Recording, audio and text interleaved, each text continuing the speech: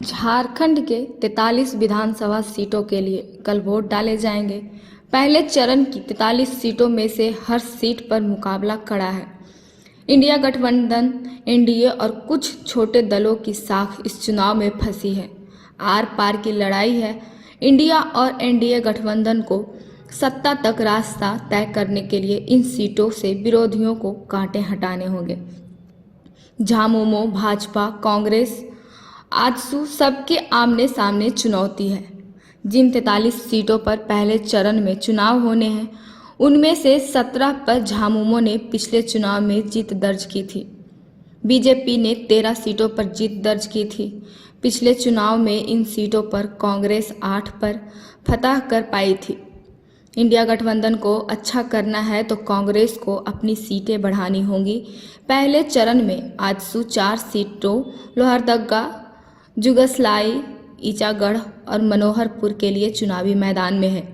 NDA को आजसू के प्रदर्शन का भरोसा है।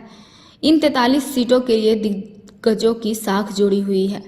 पूर्व सीएम चंपई सोरेन सरायकेला से चुनाव लड़ रहे हैं। उनके सामने गणेश महाली मैदान में हैं।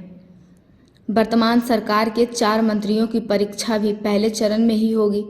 गढ़वा से मंत्री मिथिलेश ठाकुर, चाईबासा से दीपक बिरुआ, जमशेदपुर पश्चिम से बन्ना गुप्ता और लोहरदगा से डॉक्टर रामेश्वर उरांव मैदान में हैं। चुनाव के मद्देनजर पोलिंग पार्टियों की रवानगी शुरू हो गई है। सोमवार को पश्चिमी सिंहभूम, लतेहार, लोहरदगा, गुमला और गढ़वा के 194 बूथों पर हेली ड्रॉपिंग के माध्यम से चुनाव कर्मियों को पहुंचाया जाएगा। 12 नवंबर को शेष सभी बूथों के लिए पोलिंग पार्टियां भेजी जाएंगी और मंगलवार शाम तक सभी चुनाव कर्मियों को उनके बूथों पर पहुंचा दिया जाएगा। बुधवार 13 नवंबर की सुबह 5 बजे से ही मतदान की प्रक्रिया शुरू कर दी जाएगी। सभी मतदान केंद्रों पर सीसीटीवी व वेबकास्टिंग के जरिए चुनाव आयोग की सीधी नज़र रहेगी।